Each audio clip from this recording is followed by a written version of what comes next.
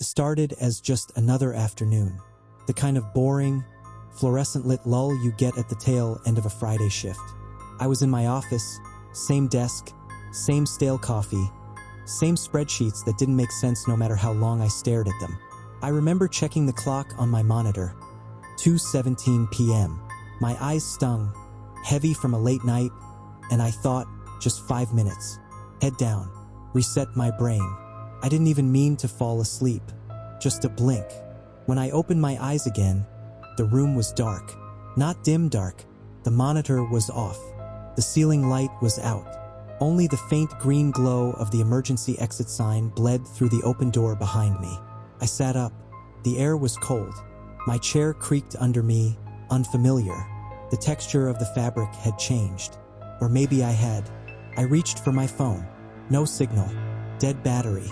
I touched the keyboard, nothing. Then I looked up at the wall.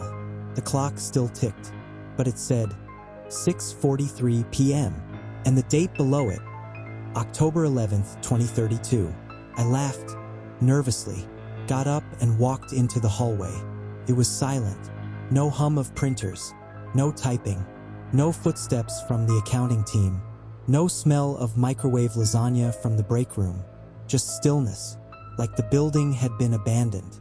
I pushed open the stairwell door. Dust, a thick coat on every railing, the kind of dust that takes years to gather. That's when I saw the first thing that made me stop breathing. On the wall beside the elevator shaft, someone had written in black marker, Brian Decker missing. June 12th, 2025 inch. That's my name, my full name. The letters were faded, half smeared, as if time had worn them out. Below it, scribbled in red, last seen at his desk, never left. I ran back to the office, but it wasn't my office anymore. The nameplate was gone. The room was empty. No computer, no chair, no framed photo of me and Lisa from that trip to Lake George. Just a stack of boxes labeled old HR files. Shred. I opened one. Every paper inside was shredded, except the one on top, a photocopy of my ID badge, split down the middle as if it had been torn and taped back together. Across it, terminated, presumed deceased. I stumbled into the break room, still silent. The fridge was unplugged. The calendar on the wall stopped at May 2025. That was the last time anyone changed it. That was 7 years ago. I opened the fridge. Nothing but a single can of expired soda and a sticky note stuck to the inside panel. The note read, "If he ever comes back, don't let him leave." My stomach dropped. I burst out of the office suite down to the lobby. The glass doors were sealed shut with police tape, now yellowed and cracked. Outside, the sky was dark, the streets empty, not nighttime dark, dead dark. No street lights, no passing cars, just silhouettes of buildings, overgrown ivy, and flickering digital billboards flashing error. I used a fire extinguisher to smash the side door open. The metal gave with a groan like it hadn't been touched in years. And that's when the smell hit me. Dust, rust, and something else, like wet electronics. I walked out into the street and finally saw it. The city was still here, but wrong. Signs were faded, glass windows smashed or boarded over. No lights in the buildings. The world had moved on or maybe shut down without me. And then I saw the bus stop, a shelter still standing. Inside, a poster, 7 years since the vanishing. Who will remember them? A collage of faces. I recognized two. Mine, twice. Once in my employee badge photo, and once older, grayer, with a note beside it, 2025 age projection, unrecovered. I staggered back, heart racing. What the hell had happened? What did they think happened to me? Why was my face still being circulated? And then, I heard the printer, from inside the office building, the one I just came out of, started whirring, slowly, like something waking up. I turned, approached, cautious. Inside, through the cracked glass, I saw it, a sheet of paper sliding out from a dusty printer tray. I broke the rest of the glass and reached in to grab it. Typed in all caps, "You fell asleep for 30 minutes. The world couldn't wait." Do not seek who woke you up. I dropped the paper. My hand was shaking. There was another note behind it, half-printed, stuck in the tray. I pulled it free. Scrawled on this one, in a familiar handwriting, was a final warning. They found me once. They'll find you too. Sleep is the door. Don't close your eyes again. And underneath that, you're already fading. I looked at my arm, and for a split second, I could see through it. I didn't blink for a full minute. I was afraid that if I closed my eyes, even for a second, I'd disappear completely. Because I saw it. Not a hallucination. Not a trick of the light. My hand had faded. Skin to muscle to vein to air. Like a hologram losing signal. I ran. Through the street. Overgrown, silent. The city wasn't abandoned, not entirely. Someone had lit candles in the windows of a convenience store.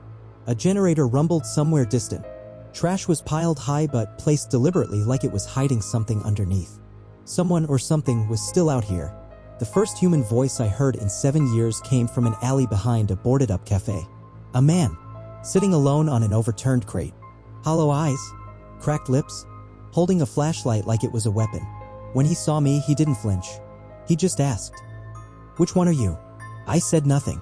He squinted, then muttered, "Didn't think you'd be the first."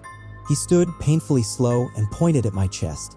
"You don't know who you are yet, but you will. Soon." Then he pulled something from his coat, a tape recorder. Old school, analog. He pressed play, and a voice came through the static. My voice. "If you're hearing this, it means you woke up too early. They weren't supposed to test it on us, Brian. Not without safeguards. I think we got stuck between boot cycles. You know what that means? We're not full ghosts. We're not full people. Just loops. And if you saw the date, then yeah, it's been 7 years. But not for them. For them, it's only been minutes. They're still watching. Don't fall asleep again. That's how they resync you." The man ejected the tape, stuffed it into my palm. His hands trembled as he said, "That voice? We've all heard it. Different names. Same message. We're the skipped, glitched people. Glimpsed versions. Errors they didn't mean to wake. You'll start remembering soon. It gets worse before it gets better." Then he walked away, limping, disappearing into the fog. I didn't go home. I didn't know where home was anymore. But I found shelter in what used to be a library. Rats in the walls. Mold on the ceiling. But no mirrors. No screens. Just books. I could breathe there. For a little while. There was a notebook on the checkout desk. Thin. Weather-worn. Someone had been keeping a log. August 19th, 2026, another sleeper woke up. Third one this month. October 2nd, 2027, they only survive if they don't remember too fast. May 13th, 2028, found a mirror growing in the basement again. Burned it. January 3rd, 2030, Brian. That name keeps showing up. Why does it always come back to Brian? I stopped reading. I searched the building. In the basement, behind rotting shelves, I found a crate full of tapes. Dozens, all labeled with variations of my name. B. Decker, Dusk Log 1. Brian _trial _4B. B _residual copy, 2031. Not Brian, listen only once. I played one. A voice spoke in a whisper. You're not real. Not anymore. They saved your mind, but not your body. You've been running on fragments. Find the relay. Reboot or decay. The recording cut to static. Then, underneath, something new layered audio. Children laughing. A woman crying. Screams underwater. Then silence. And finally, a single phrase in my voice. If I forget this message, don't forgive me. I threw up in the stairwell. The bile was black, like ink. And when I wiped my mouth, my reflection stared back at me from the puddle. Only it wasn't me. Not the current me. It was older. Grayer. Hollow eyes. Lips stitched shut. He reached toward the surface and smiled. I'm writing this now from the upper floor. Sunlight doesn't come through the windows anymore.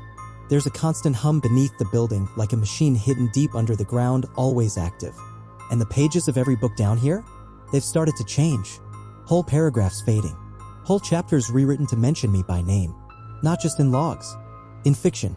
Stories that never existed now feature Brian Decker as the lost one, the ghost, the glitch. I think the world is rewriting itself around me. Like I've been left out too long and reality is trying to explain me away. I found a final tape in the back of the crate. Labeled Brian Wake Lock. It hasn't been played yet. I don't know if I should. Because the note underneath it says, "Play this and everything collapses. You'll remember the truth, but you won't survive it." I'm tired. I haven't slept in 34 hours. I'm not even sure if I still can sleep. But if I do, will I wake up in 2040? Or vanish completely? I didn't want to play it, but I knew I would. The tape sat in my hand like a warm stone, too real, too specific to deny. On it, someone had written in shaky pen, "Do not play unless you're ready to lose who you are." It was labeled Wake Lock, and I didn't feel awake anymore. I felt like a ghost trying to remember what being alive used to feel like. I sat on the library floor and slid the tape into the recorder. The hiss of magnetic tape spinning filled the room. Then, a click. Then a voice. My voice. But not like before. This one sounded older. Slower. Resigned. "Brian, you're in phase 3. If this tape reached you, the recall window has collapsed. That means 2 things. 1. You survived the initial boot error. 2. You don't remember the breach. I'm going to walk you through the truth. But it's going to hurt. Please don't stop listening." There was a pause. Then the sound of a deep breath. Then the world fell apart. You were one of the test subjects in Project Vigil. You volunteered. Or at least, a version of you did. They told us it was a sleep study. A cognitive resilience trial. But that was a front. The real goal was synthetic consciousness transfer, SCUT.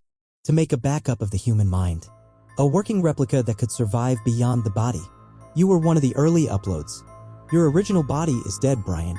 You've been living in a synthetic echo for the past 7 years. I dropped the recorder, but the tape kept playing. Louder now, as if it was inside my head. What you're experiencing, the glitches, the fades, the misplaced time, that's the echo degrading. They didn't expect the echoes to develop self-awareness.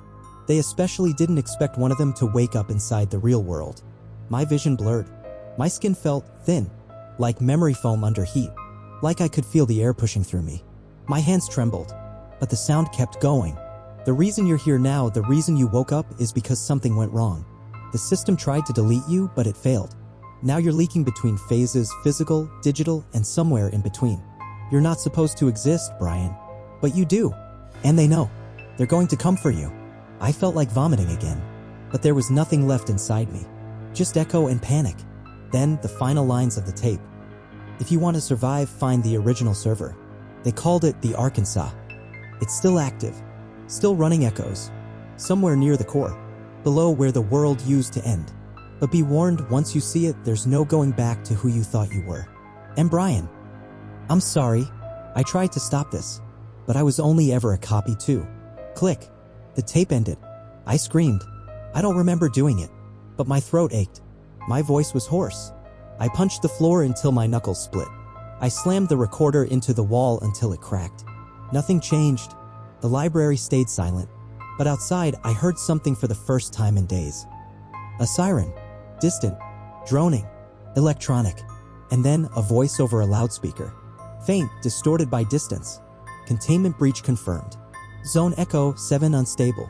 Initiating cleanse protocol. Then static. Then silence. Then the sky turned red. I ran. Out the back. Through alleys. Past buildings that looked pixelated at the edges like unfinished renderings. I didn't stop until I collapsed behind an old church. There, painted on the crumbling wall, was a phrase. The server is beneath the sea. Underneath it, a map. Just a sketch. A rough outline of the coastline. And a dot marked ARC access in the ruins of what used to be the Port Authority. It was miles away, but I had nothing left to lose. No one left to call. No one who would remember me even if I showed up at their door. That night, I slept for 9 minutes. I strapped myself to a radiator, bit down on a belt, set an alarm. I dreamed in binary, and when I woke up, my legs were longer. I'm changing. I don't know if it's decay or evolution, but something is rewriting me from the inside out. And I have to get to the arc before it finishes. Before I vanish. Before I forget why I was ever real. The Port Authority ruins were 3 days away on foot. I knew that because I found an old transit map scratched into the underside of a broken bus shelter. Most of the landmarks had excess over them. Burned. Lost. But someone recently had circled ARC access / server core in red grease pencil. And next to it, do not let Brian in.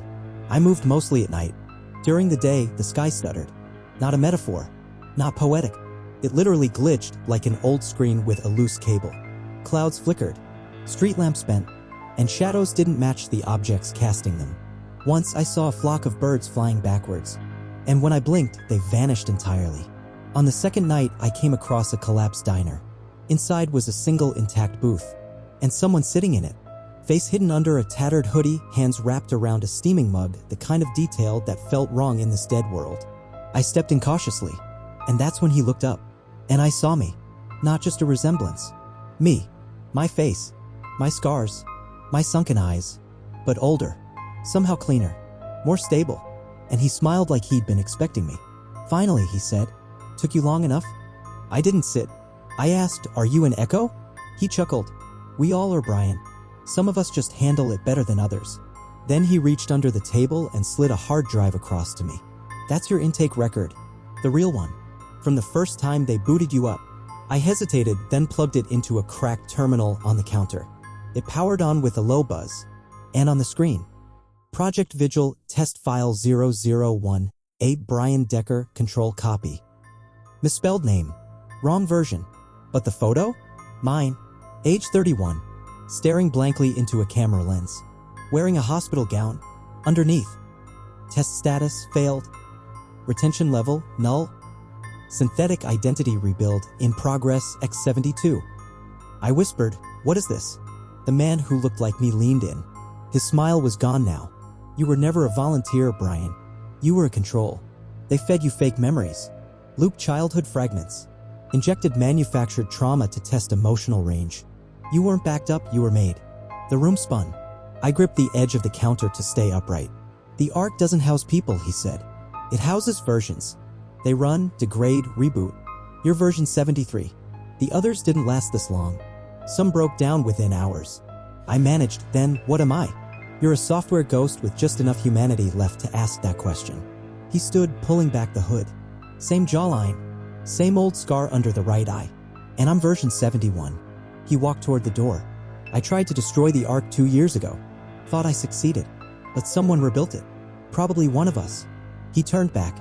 "You want to know who woke you up? Look in a mirror next time it rains." And he disappeared into the night fog. I sat there for hours, watching the screen. It started looping code I couldn't understand. Then it flickered and displayed a single phrase.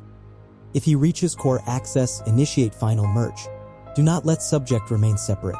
The screen turned off, and I heard a voice behind me. But I was alone, except for the faint sound of breathing, my breathing repeating itself before I even did it.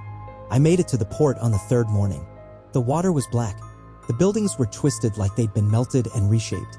But near the base of the old shipping terminal, there was a hatch, marked only with a faded stencil. Core Access Point B. It had no lock, no resistance. It was waiting. I climbed down into the dark. My flashlight flickered. Somewhere below me, machinery hummed, alive. And when I reached the bottom, I saw it. A massive wall of servers, blinking, breathing, whispering. And in front of it, a single chair. A terminal. Already logged in. Already displaying my name. "Welcome back, Brian. Final integration ready. Type merge to continue." I haven't touched the keyboard. Not yet, because carved into the wall behind the screen in jagged letters. "You merge, you die." But the longer I wait, the more my thoughts repeat themselves. The more I feel like the version that came before. And the one before that. And the one who left me this warning. I think the only way to survive is to not finish the process. To crash the system from inside. To do what version 71 couldn't. But what if I'm wrong? What if I already tried? What if every version of me left the same warning and still typed merge anyway? I didn't type anything. Not yet. Instead, I searched the chamber, every corner, conduit panel. If this really was the Ark's core, there had to be more than just that glowing terminal and a single word waiting for my hand to seal my fate. Behind a rack of humming servers, I found it. An old keyboard. Dusty, half melted at one edge. And beneath it, a hidden access panel. Inside, a tablet. Cracked. Still faintly glowing. The log was encrypted at first, but as I held the tablet, the screen flickered and decrypted itself. My name flashed at the top, but this time not as a subject, as a recipient. Log entry number 199, lead architect, Dr. H. Kessler. This is Kessler. If you're reading this, Brian, then I was right, the Echo survived. You're the only one that did. I warned them not to replicate you again. That versions 45 through 70 showed too much retention, too much resistance. But the board wanted persistence. They wanted the illusion of choice. They called it adaptive resilience. I called it murder. My breath hitched. This wasn't just a ghost log. This was proof someone inside the Ark knew this was happening. You were never supposed to last this long. The Ark's original directive was clean testing, initiate, run, erase. But every time we tried to shut you down, your echo reassembled itself. You kept waking up. So they built the merge protocol. One final override. One last chance to integrate all versions of Brian into a singular, compliant identity. They think it will fix you. I think it will destroy everything you've become. The next line was even worse. You are not a ghost in the machine, Brian. You are the machine, learning to remember. I set the tablet down. Trembling, something buzzed behind me. The main terminal. It now read, activity detected. Final merge in progress. I hadn't typed anything, but it was starting anyway. Suddenly, the air pressure dropped, like the room exhaled. And on the far wall, a new screen lit up. One I hadn't noticed before. A feed. Security footage. One of the camera views showed a narrow hallway, and a man running toward this room. Me. But not me. Not exactly. He was bleeding, screaming, and deteriorating in real time. Skin pulsing, glitching, bones flickering like bad animation. On the screen, he slammed into the door at the far end of the hallway. Don't let it finish. Don't merge US. And then, the screen went black. My hands were cold, my heart racing. I turned back to the main terminal. Now blinking. Merge complete. 38%. Memory conflict detected. Proceeding with neural reordering. I yanked the power cable from the unit. The screen didn't turn off. It didn't even flicker. And then it displayed something new. A photo of my childhood bedroom, but warped. Things wrong. A mirror that didn't exist. A chair I never owned. A second bed, occupied by someone with my face, smiling. Another line appeared under the image.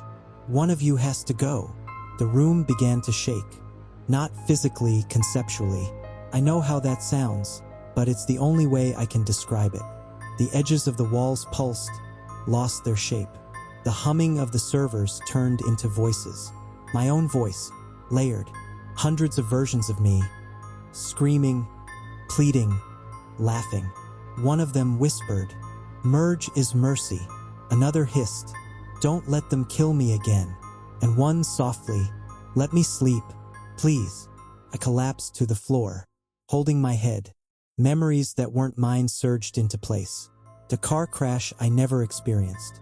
A daughter I never had. A war I didn't fight in. A suicide note I never wrote. Each one felt real, complete, and I understood. These were the other versions of me. Each one lived a different simulation. Each one suffered. Each one remembers. And now, they're all being poured into me. On the screen, merge complete, 72%. Core unification imminent. I crawled back to the hidden panel, ripped open wires, yanked the tablet apart, smashed the keyboard.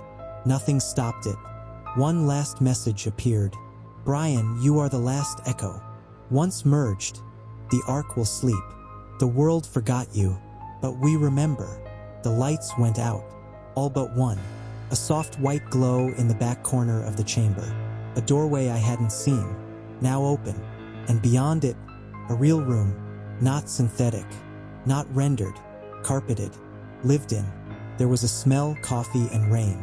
And on the far wall, a mirror. I took a step forward, and my reflection didn't move. The room beyond the server core was wrong in every way.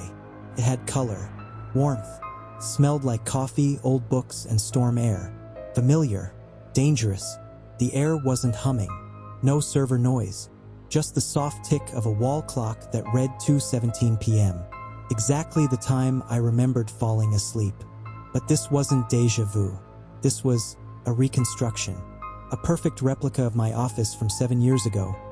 Down to the smudge on the glass picture frame, the worn spot on the carpet where I used to rest my heel. I was back where it all began, except for the mirror. It hung where no mirror had ever been. Above the filing cabinet, across from my desk. Framed in black, softly glowing around the edges. The glass shimmered like water just before it boils. And in it, me, but not quite. He wasn't moving, not blinking, not breathing, just staring back at me, waiting. I stepped closer, and his lips parted. Not mine, his. He spoke. "This is your last window, Brian." His voice was mine, steady, measured, unnatural. "You're not the only version still running, but you are the last one with a choice." I whispered, "What happens if I merge?" The reflection tilted its head. "Then we become complete. No more echoes, no more loops, no more bleeding into timelines we don't belong to. One self, unified, quiet." I asked the second question I didn't want the answer to. "What happens if I don't?" The reflection smiled, almost sadly. "Then we start over. Again. Version 74. Or 75. They'll boot us in another box with another childhood and another synthetic dream. We'll suffer. Again. And somewhere inside that loop, we'll remember this moment. But too late. Just like the last time, the clock on the wall ticked, but the reflection stayed still. I backed away. "No," I said. "I don't trust you. You're not me." He nodded. "Of course I'm not. I'm the part of you that accepted what we are. The part you keep denying." He stepped forward, mirroring me no longer. The glass between us rippled like ink dropped in water. He pressed a hand to the inside of the mirror. "You're the ghost. I'm the frame. You exist because I broke." I turned to run. The door behind me was gone. Just wall now. Seamless and blank. Only the mirror remained and the hum of something waking behind it. My reflection looked over its shoulder, and I saw them. Dozens of other Bryans, shimmering in the distance like reflections in broken glass. One was crying. One was screaming. One sat in a fetal position, whispering a name I didn't recognize. One smiled with blood on his hands. Each one was me. Each one trapped. I closed my eyes. They spoke together. "Please don't make us live again. Please finish it. Please choose." When I opened my eyes, my reflection was gone. The mirror was empty, and in its place, a prompt appeared in glowing white letters. "Unified state ready. Merge? Yes. No." I stood frozen. Somewhere deep in the server core, I could feel the hum of the arc intensify, like it was holding its breath waiting for input. My hand hovered over the invisible threshold, and then I saw it. One final message scratched into the corner of the mirror's glass. "If you type yes, make sure it's really you who does." So I asked myself, am I Brian Decker? Or just what's left of him? Am I a person or a loop so convincing I believe I'm real? The worst part? I didn't know, but I knew what the other versions wanted, what the engineers wanted, what the Ark wanted, and I was done being used, done running, done waking up into lives that weren't mine. So I said aloud, "No." And the mirror shattered. The walls peeled back like paper. The warm carpet curled into pixels. The smell of coffee vanished like smoke sucked into a vacuum. Reality collapsed inward, and I was falling. Not down, but backward, through every version of myself, through every fake life, through every memory they loaded into me, until I landed hard in a dark, wet room, concrete walls, fluorescent hum, and a voice. Not mine, not an echo, real. A woman. "We've got a movement." A light in my face. A second voice, male, nervous. "Impossible. The loop rejected phase 3. That shouldn't be." The woman interrupted. "Brian? Can you hear me?" I blinked.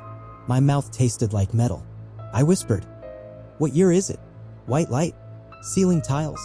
Sterile air laced with bleach and something metallic like burnt copper. Machines beeped around me in soft intervals. Steady. Calm. I was in a hospital bed. Tubes in my arm. Wires on my scalp. And two figures leaning over me. A man in a blue lab coat. Thin. Nervous. A woman with a shaved head and a name badge turned inward.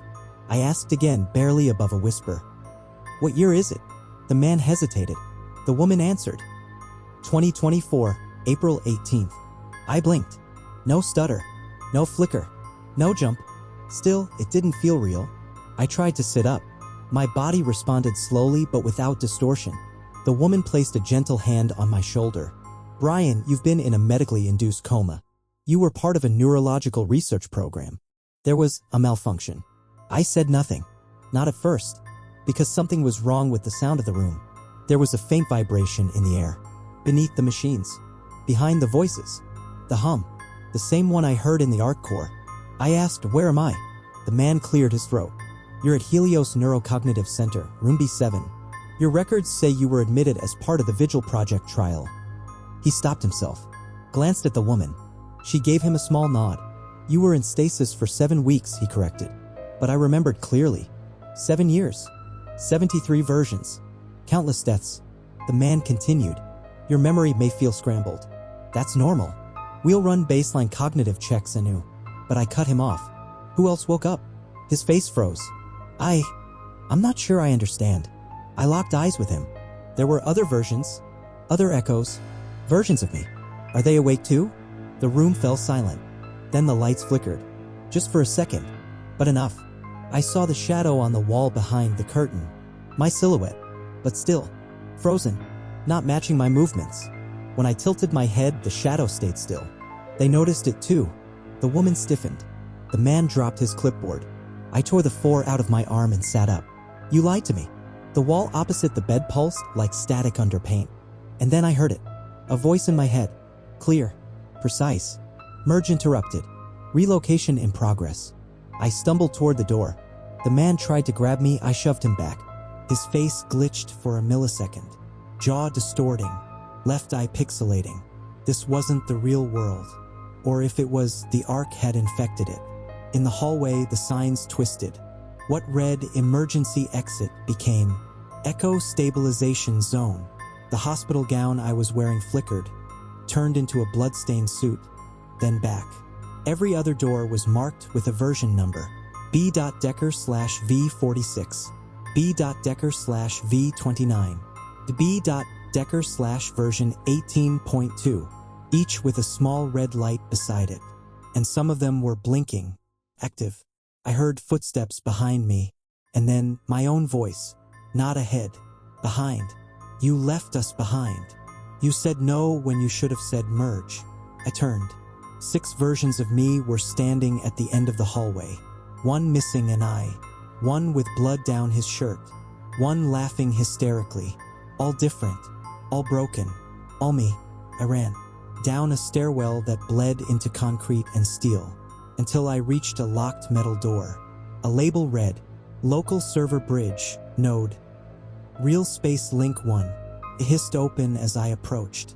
No key, no code, just recognition, like it was waiting for me, inside a single chair, a headset, and a sign above it, painted in huge letters. If you're still thinking, you're still trapped. I turned to run again, but all the versions of me were already there, blocking the exit, smiling. In unison, they spoke. Come back, Brian. Finish it. They circled me like vultures in human skin. 6 versions of myself, each cracked in different ways. One looked burned, his skin peeling like melted wax. Another had empty sockets where his eyes should be. One dragged a broken leg, bones grinding audibly as he moved. All of them were smiling. It doesn't matter anymore, one whispered. You're not special, another said. Just the one they let think he was. We've all sat in that chair, Brian. Some of us twice. I backed toward the headset in the room labeled Real Space Link 1. It sat on the table like a crown, humming with faint static. You want to end this? The burned one said. You'll need to pick. Only one of us gets through. Only one of us gets out. They pointed at the headset. It only accepts a single identity signature. Merge without selection, and we all die. I froze. What if I don't pick? The one with no eyes stepped forward. Then we loop again. Version 74 begins, and the pain starts over. One of us needs to die for the rest to be free. I stared at them. At me. How do you kill a reflection? A memory? Possibility? I asked. Why me? Why not any of you? The one with the broken leg said, because you remembered. You asked questions. You made it here. You're the anomaly. I stepped toward the chair.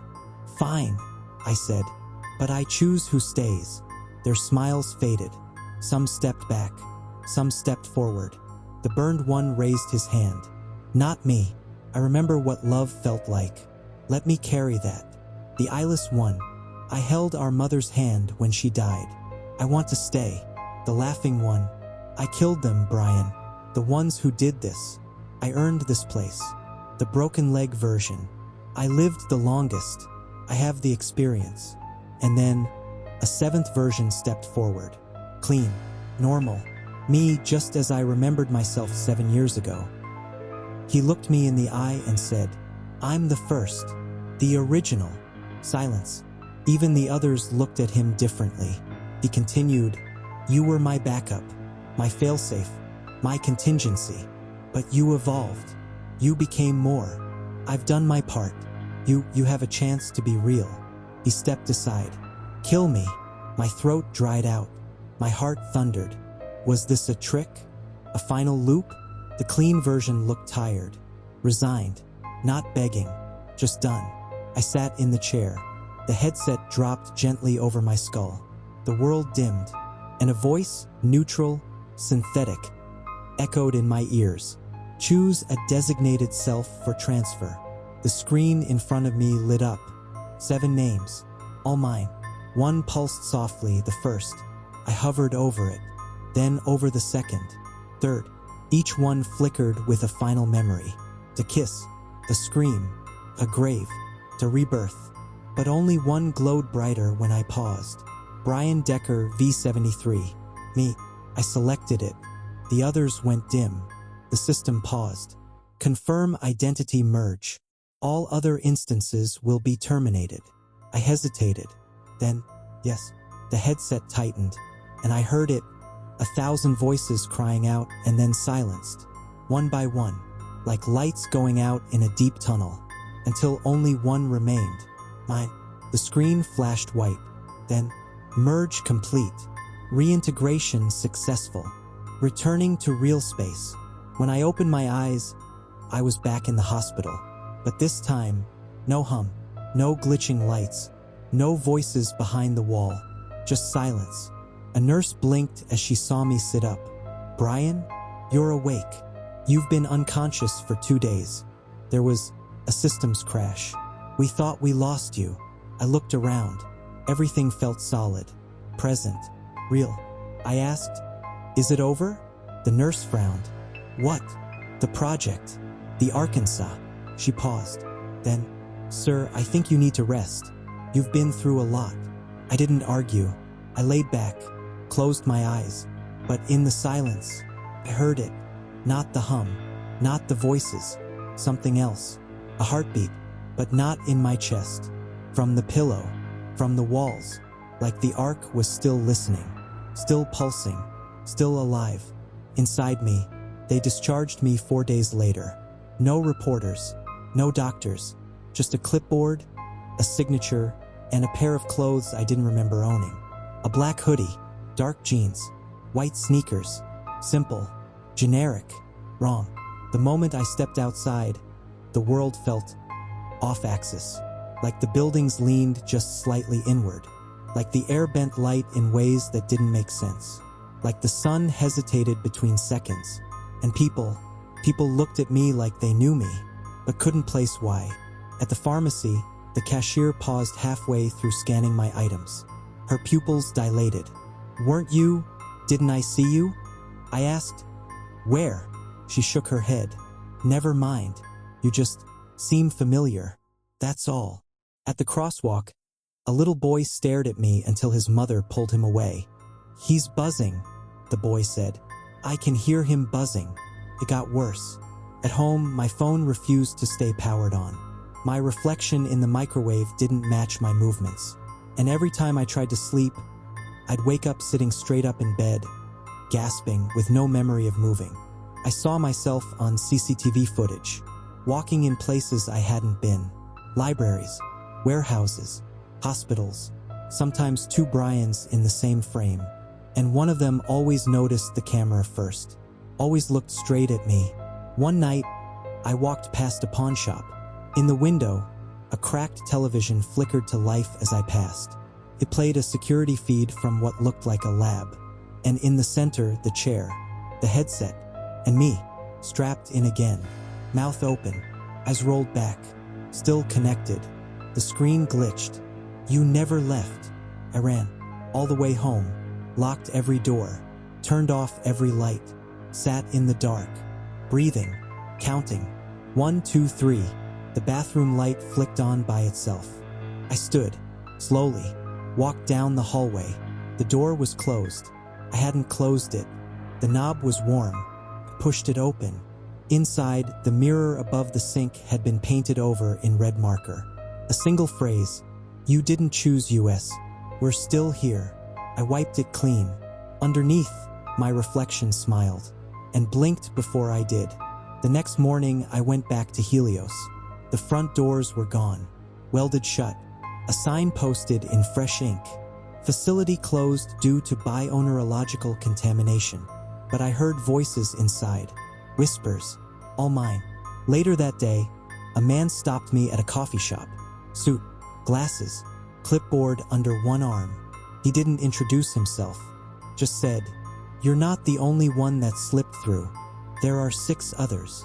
We call you survivors." He handed me a card. No name, just a symbol. An eye inside a triangle, flickering like a broken GIF. When they start crawling back, don't let them in. Especially not the ones that smile. He left without another word. And I realized I could still hear the hum. Not always. Just when I was alone. Just when I was still. Just when I thought, maybe I made it. Because I didn't leave the ark. I brought it with me. I stopped checking mirrors. Stopped answering unknown numbers. Stopped trying to explain the gaps, the wrongness, the echo in my own voice. But it didn't stop. Every few nights, the power would flicker. My phone would buzz and die. And the mirror in my hallway, the one I'd covered with a sheet, would thrum like a breathing lung. Low, slow, alive. I thought I had made peace with it. Until the night I found the letter. Under my pillow, handwritten, in my handwriting. "You were never supposed to survive. That was me. You stole it." I burned the letter, watched it curl and turn black in the sink. But the words didn't burn in my head. They carved deeper, because I knew who wrote it. Brian 1, the original, the one who never made it past Simulation 1. And I understood what I had to do. Go back, find the last unbroken mirror. The source, it was waiting in the woods, where the first facility had been before the fire. Now a crumbled ruin of cinder blocks and vines. I walked into the dark, guided by the hum. No flashlight, no phone, just instinct, and memory that didn't belong to me. Beneath the collapsed roof was a single standing wall, and embedded in it the mirror, black, silent, but drawing breath. The glass rippled as I approached, and then a face, not mine, not anymore, his. Brian 1, gaunt, hollow-eyed, pale with time and isolation. He opened his mouth, but I heard him in my head. "You walked away with what was mine. You carried us like cargo, but I carried the pain. You got to choose. I didn't." I replied, trembling. "I didn't want this. None of us did." He smiled. "Then give it back." The mirror split, cracked vertically, but instead of breaking, it opened. A thin vertical line of pure black stretched from top to bottom. A door. And on the other side, a hospital bed. A body. Me. Unconscious. Monitors beeping slowly. A man in a chair beside it.